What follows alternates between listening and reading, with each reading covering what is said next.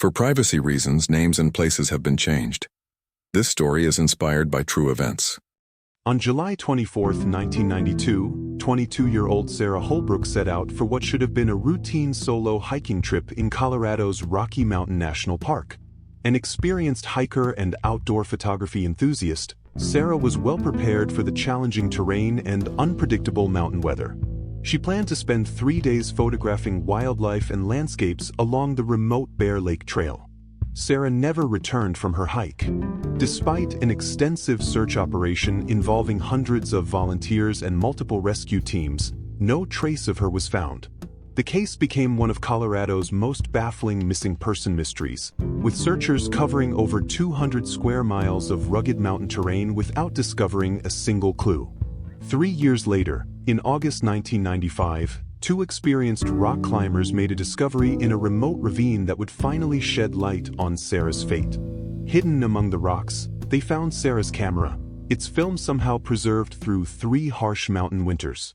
When the film was developed, it revealed a sequence of images that would shock investigators and provide answers to questions that had haunted Sarah's family for years. This is the complete investigation into Sarah Holbrook's disappearance, from the initial search efforts in 1992 to the disturbing truth revealed through her own photographs 3 years later. Chapter 1: The Last Adventure. Sarah Elizabeth Holbrook was 22 years old and had just graduated from the University of Colorado with a degree in environmental science when she decided to spend the summer of 1992 pursuing her passion for wilderness photography.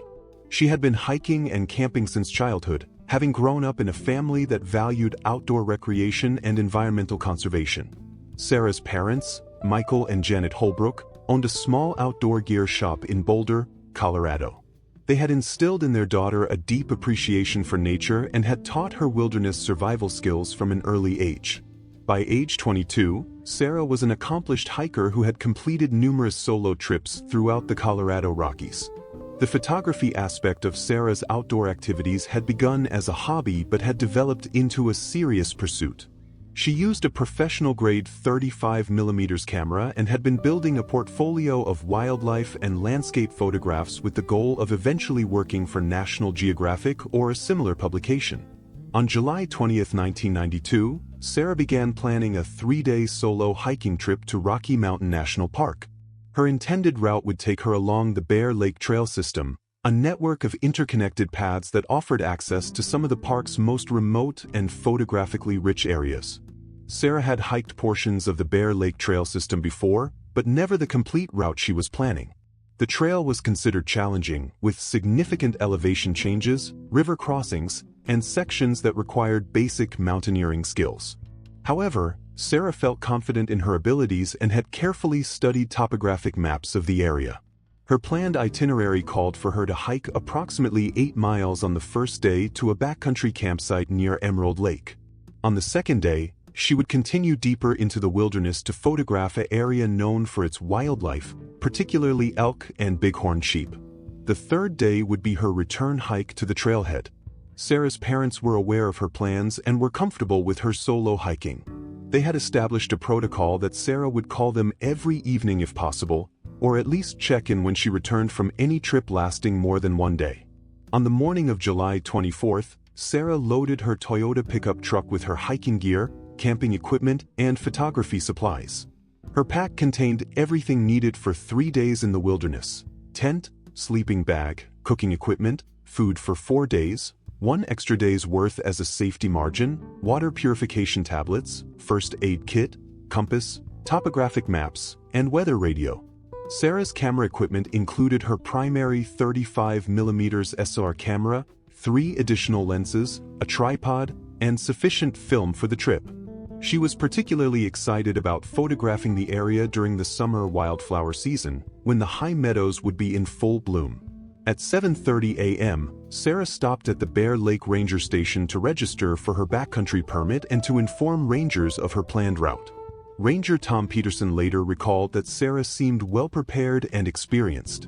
She had her maps marked clearly, knew the trail conditions, and had all the right equipment, Peterson said. She seemed like someone who knew what she was doing. Sarah's permit indicated that she planned to camp at designated backcountry sites and that she expected to return to the trailhead by late afternoon on July 26. Rangers advised hikers to be particularly careful about afternoon thunderstorms, which were common in the mountains during July. At 8:15 a.m., Sarah began her hike from the Bear Lake trailhead.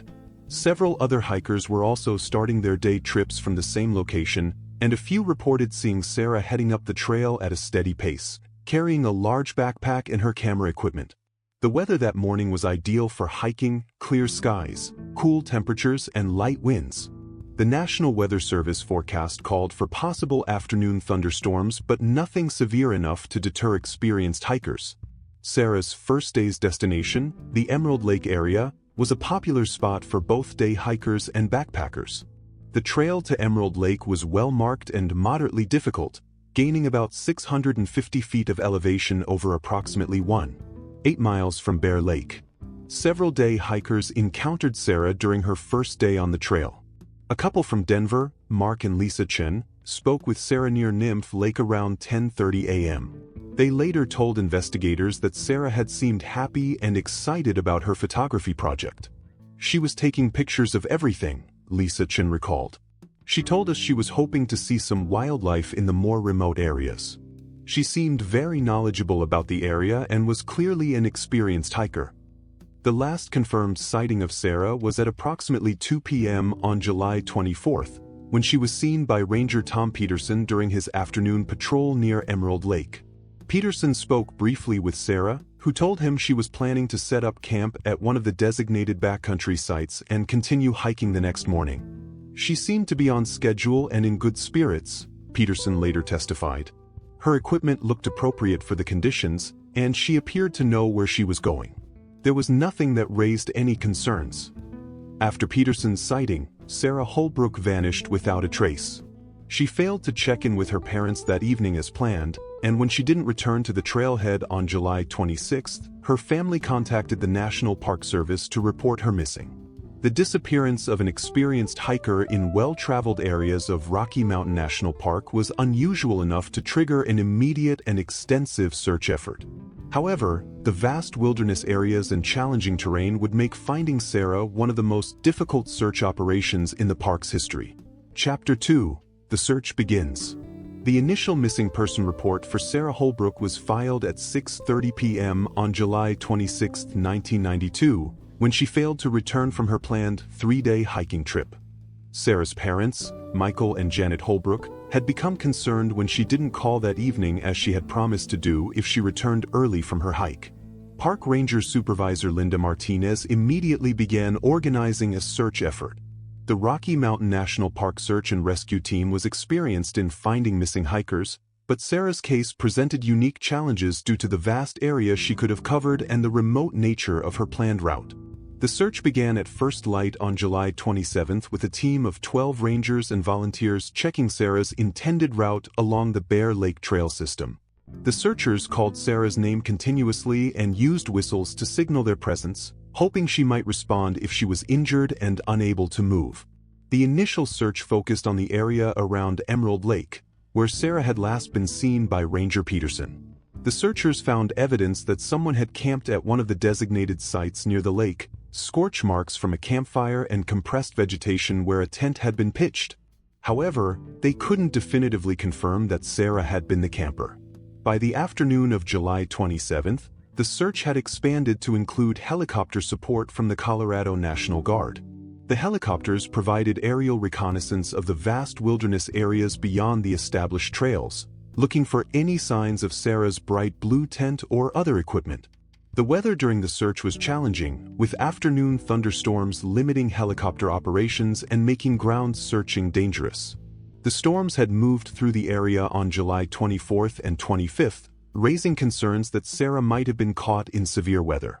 On July 28th, the search expanded to include specialized technical rescue teams capable of accessing the steep ravines and cliff areas that bordered parts of the Bear Lake Trail system. The searchers used ropes and climbing equipment to check areas that would be inaccessible to ordinary hikers. The technical rescue teams focused particular attention on areas where a hiker might have fallen, such as cliff edges near popular photography spots and stream crossings that could become dangerous during storms. However, despite checking dozens of potential fall sites, no evidence of Sarah was found. By July 30th, over 100 volunteers had joined the search effort, including members of local hiking clubs, photography groups, and mountain rescue organizations from throughout Colorado. The volunteers were organized into teams that systematically searched grid patterns covering hundreds of square miles. The search effort also included specialized search dogs trained to locate missing persons. The dogs were given items of Sarah's clothing to establish her scent, then taken to various locations along her planned route. However, the dogs were unable to establish a clear scent trail, possibly due to the thunderstorms that had occurred after Sarah's disappearance. On August 2nd, searchers made what initially seemed like a significant discovery. A day hiker found a lens cap from a camera near Alberta Falls, approximately 2 miles from where Sarah had last been seen. The lens cap was the correct size and brand for Sarah's camera equipment, suggesting she might have traveled farther than originally thought. However, further investigation revealed that the lens cap was too weathered to have been dropped recently. Park officials concluded that it was probably unrelated to Sarah's disappearance, though they couldn't rule out the possibility entirely. The discovery of the lens cap prompted searchers to expand their efforts to include areas along the Alberta Falls Trail system.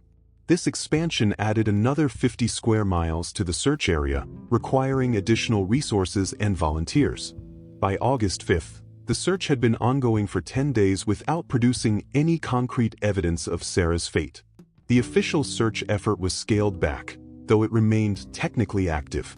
Park officials announced that they would continue to investigate any new leads but that the intensive daily searches would be suspended. The decision to scale back the search was devastating for Sarah's family. Her parents had spent every day at the search headquarters, hoping for news about their daughter. The transition from active searching to a waiting game was emotionally unbearable. "We couldn't accept that Sarah had just vanished," Michael Holbrook later said. "She was too experienced and too careful to just disappear without a trace. We knew something specific had happened to her, but we had no idea what." Throughout August and September 1992, the Holbrook family organized their own search efforts, bringing in volunteer searchers every weekend to continue looking for Sarah. They also hired a private investigator and consulted with experts in wilderness search and rescue. The private searches focused on areas that the official search teams hadn't been able to access due to technical difficulties or time constraints. However, despite months of effort by dozens of volunteers, no additional evidence was found. In November 1992, the first snowfall of the winter season effectively ended any possibility of finding Sarah before spring.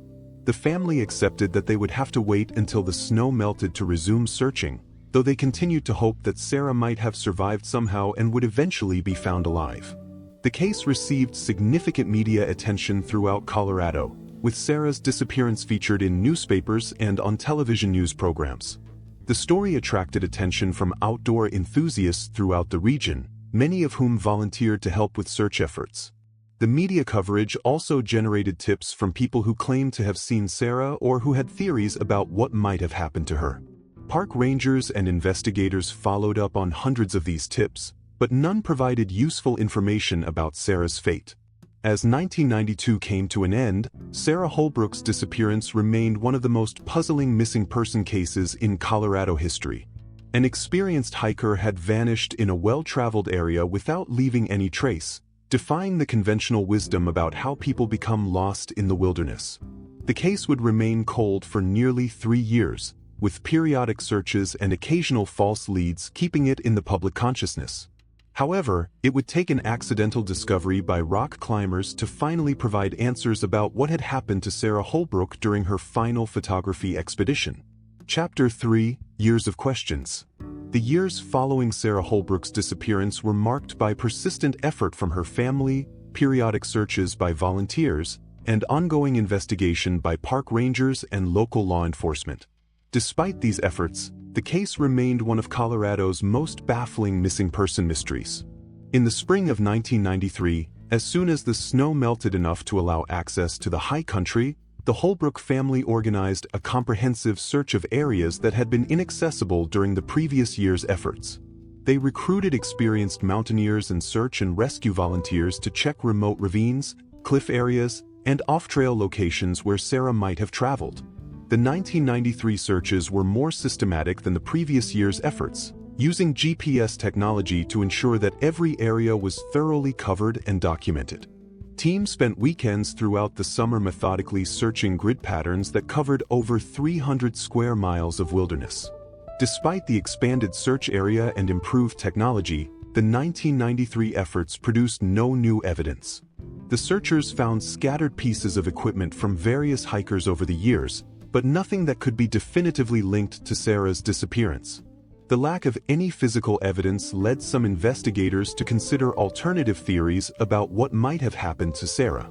One possibility was that she had been the victim of foul play, perhaps encountering someone with malicious intent during her hike. However, the foul play theory presented its own challenges. The remote location where Sarah had been hiking made it unlikely that she would have encountered a random criminal. Additionally, there had been no reports of suspicious individuals in the area, and no similar crimes had occurred in Rocky Mountain National Park. Another theory suggested that Sarah might have become disoriented and wandered far from her planned route, possibly ending up in an area where search teams hadn't looked. The Rocky Mountain wilderness contained thousands of acres of terrain that were virtually inaccessible except to experienced mountaineers. In 1994, the case received renewed attention when it was featured on the television show Unsolved Mysteries. The program included interviews with Sarah's family, park rangers involved in the search, and experts in wilderness survival. The episode generated hundreds of tips from viewers across the country. Most of the tips from the television show proved to be false leads or cases of mistaken identity. However, one call seemed promising. A woman in Wyoming reported seeing someone matching Sarah's description at a gas station in Jackson Hole in August 1992, about 2 weeks after her disappearance.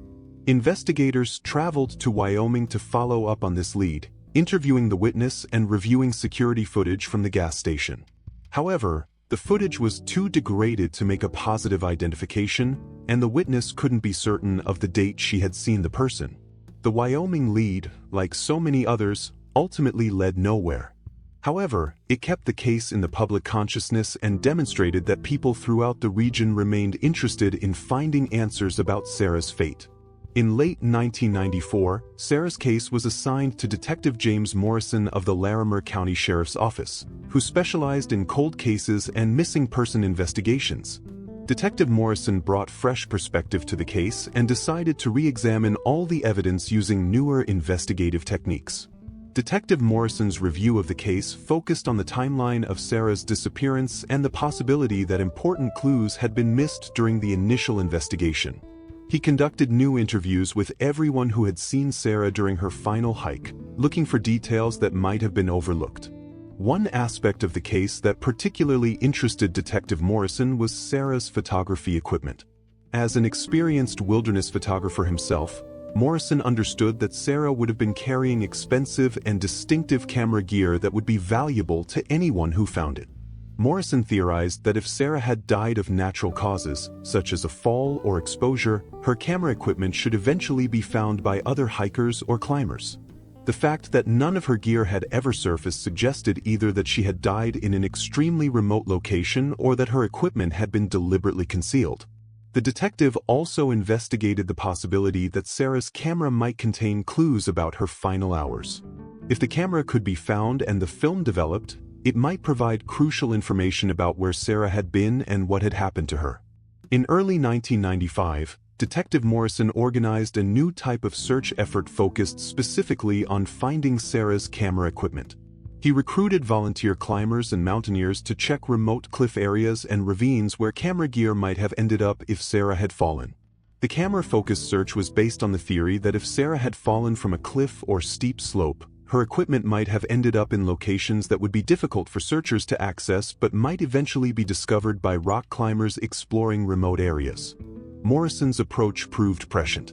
While the official searches hadn't found Sarah's camera, it was indeed lying in a remote location where only technical climbers would be likely to discover it. The camera had been waiting 3 years for someone to find it and reveal the secrets captured on its film.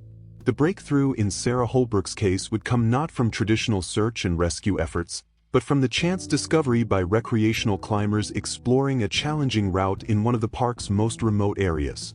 Throughout 1995, various climbing teams had been exploring new routes and checking areas that hadn't been systematically searched during the previous year's efforts.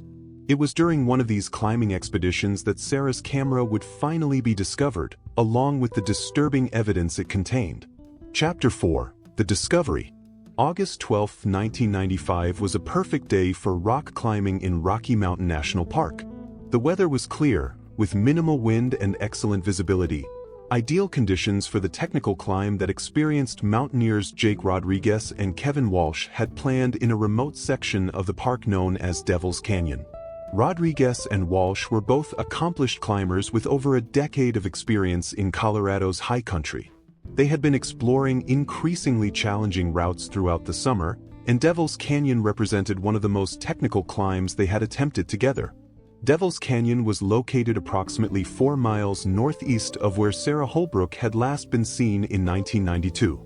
The area was accessible only to experienced climbers willing to navigate steep terrain and use technical equipment. Few people visited the area, making it an attractive destination for climbers seeking solitude and challenging routes. The climb Rodriguez and Walsh had planned required them to descend into a narrow ravine, traverse along a cliff face, and climb back out through a series of challenging pitches. The route had been attempted by only a handful of climbing teams, and parts of it were considered experimental. At approximately 2:30 p.m., while traversing a narrow ledge about 60 feet below the rim of the canyon, Rodriguez spotted something unusual wedged against the rocks. Initially, he thought it might be climbing equipment left by a previous party, but as he got closer, he realized he was looking at a camera. The camera was a professional-grade 35mm SR, identical to the type that Sarah Holbrook had been carrying when she disappeared. It was wedged between 2 large rocks in a position that suggested it had fallen from a considerable height and bounced into its current location. Rodriguez carefully extracted the camera from the rocks, noting that while it was damaged, it appeared to be largely intact. The camera body showed significant impact damage, with dents and scratches consistent with the fall, but the film compartment seemed to be sealed and potentially undamaged. I immediately thought this might be related to the missing hiker from a few years ago, Rodriguez later told investigators. The location was so remote that it had to have gotten there somehow, and a fall from the rim would explain how it ended up where we found it. Walsh and Rodriguez carefully documented the location where they found the camera, taking photographs and GPS coordinates. They completed their climb as planned, but both men were eager to report their discovery to park authorities. At 6 p.m., Rodriguez called the Rocky Mountain National Park emergency line to report finding the camera. The call was transferred to Ranger Supervisor Linda Martinez, who had been involved in the original search for Sarah Holbrook and immediately recognized the potential significance of the discovery. Ranger Martinez contacted Detective Morrison, who drove to the park that evening to take possession of the camera. Morrison handled the camera carefully, recognizing that if it had belonged to Sarah, the film inside might provide crucial evidence about her final hours. The camera was immediately transported to a professional photography laboratory in Denver that specialized in developing film under challenging conditions. The laboratory technicians were experienced in recovering images from damaged or degraded film, including cases involving evidence for law enforcement investigations. The film development process took 2 days, as technicians used special techniques to ensure that any recoverable images would be preserved. Detective Morrison waited anxiously for the results, knowing that the camera might finally provide answers to questions that had haunted investigators for 3 years. On August 15th, the laboratory called with preliminary results. Despite the camera's damage and 3 years of exposure to mountain weather, most of the film had been successfully developed. The images told a story that would shock investigators and provide answers about Sarah Holbrook's fate.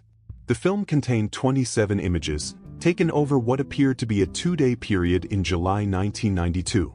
The first photographs showed scenes consistent with Sarah's planned hiking route, including recognizable landmarks along the Bear Lake Trail system. The early photographs documented Sarah's hike on July 24th, showing her progression along the trail and her arrival at the Emerald Lake area. Several images showed the campsite where she had spent her first night, confirming that she had successfully completed the first day of her planned itinerary. The photographs from July 25th showed Sarah continuing her hike into more remote areas, following trails that led away from the main Bear Lake system toward the Devil's Canyon area. These images revealed that Sarah had ventured farther from her planned route than investigators had realized. Several photographs showed Sarah taking pictures of wildlife, including images of elk and mountain goats that she had encountered in the remote areas. The quality of these photographs demonstrated Sarah's skill as a photographer and showed that she had been successful in finding the wildlife subjects she had hoped to capture. However, the final series of photographs told a much more disturbing story. The last 5 images on the roll showed evidence of severe weather conditions, with heavy rain and what appeared to be hail. The photographs were taken from what seemed to be a precarious position, suggesting that Sarah had been caught in a dangerous location during a severe storm. The final photograph was the most revealing and disturbing. It showed Sarah's view from what appeared to be a narrow ledge or cliff face, with storm clouds and rain visible in the background. The image was tilted and blurred, suggesting that the camera had been moving when the photograph was taken. The photographic evidence suggested that Sarah had been caught in a severe thunderstorm while in a dangerous location near Devil's Canyon. The final images indicated that she had been trying to document her situation, possibly as a record for rescuers to find if she didn't survive. Weather records from July 25, 1992 confirmed that a severe thunderstorm had moved through the area in the late afternoon, bringing heavy rain, hail, and dangerous lightning.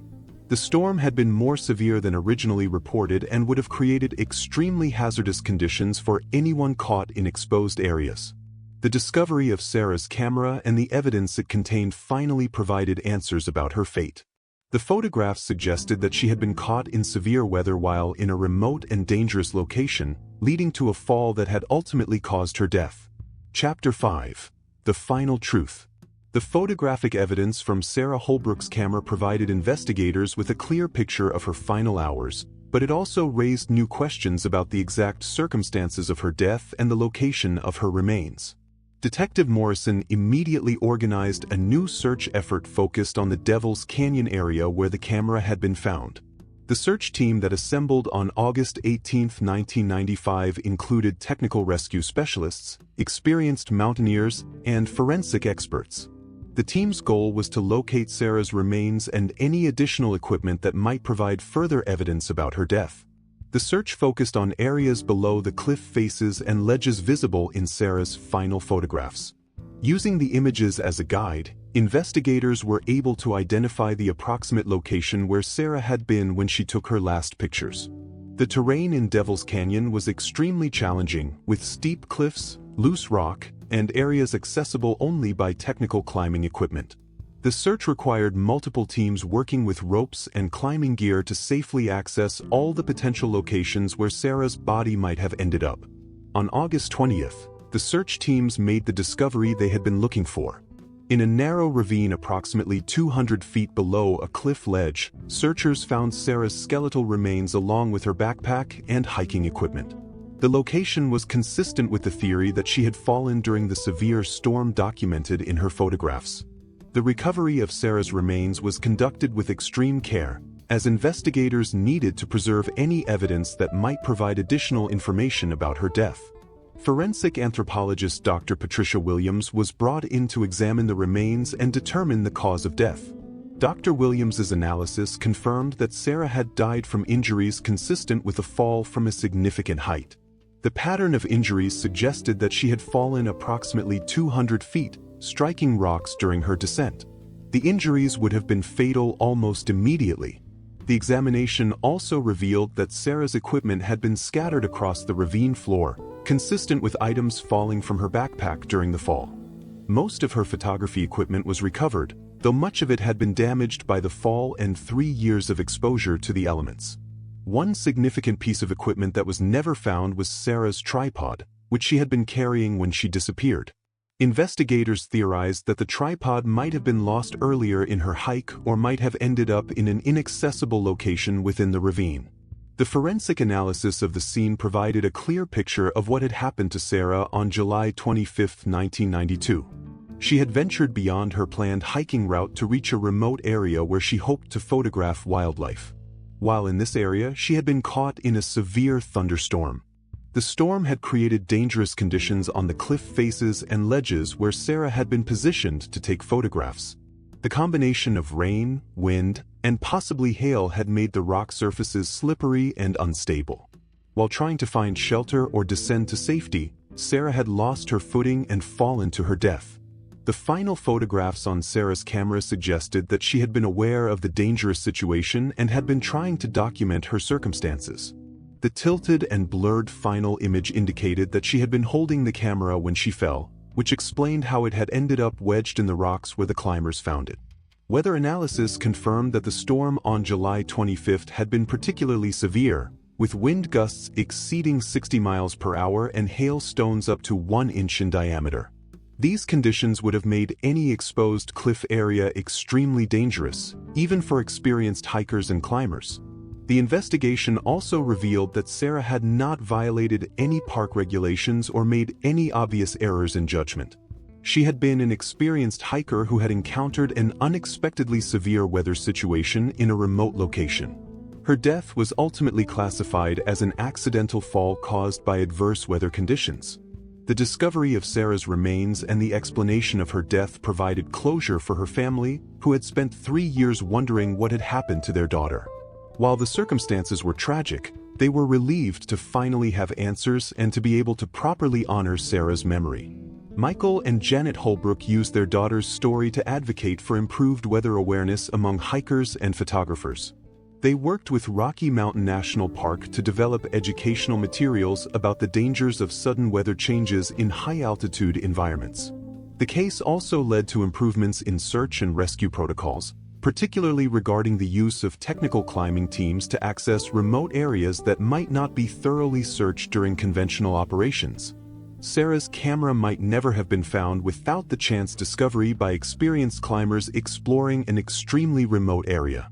Sarah's photographs, particularly the wildlife images she had taken before the storm, were eventually published in a memorial book that raised funds for wilderness safety education. The book served as a tribute to Sarah's skill as a photographer and her passion for the natural world.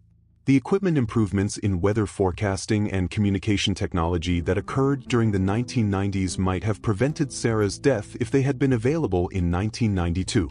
Modern hikers carry GPS devices, satellite communicators, and have access to detailed weather forecasts that provide much better warning of dangerous conditions.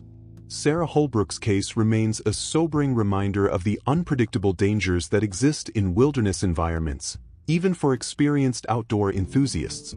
Her story has educated countless hikers about the importance of weather awareness and the need for extreme caution when exploring remote areas.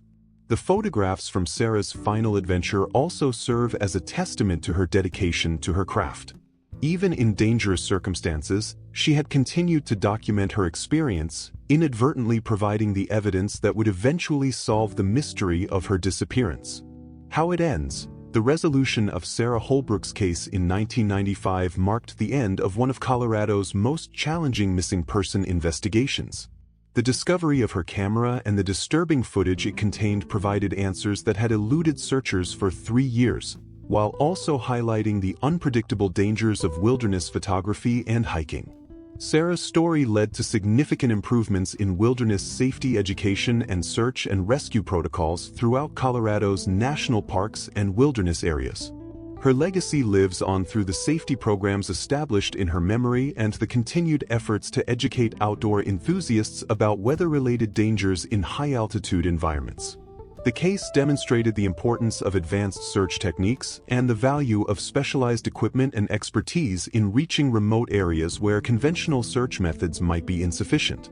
Sarah's camera had waited 3 years in an inaccessible location before chance brought experienced climbers to the exact spot where it lay hidden. Today, modern technology provides hikers and photographers with tools that might have prevented Sarah's tragic death, GPS devices, satellite communicators, and detailed weather forecasting that can provide advance warning of dangerous conditions.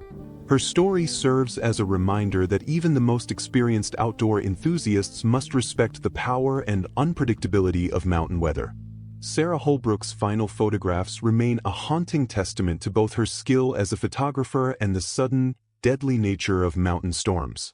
Through her own camera, she provided the evidence that would finally bring closure to her family and answers to a mystery that had puzzled investigators for years.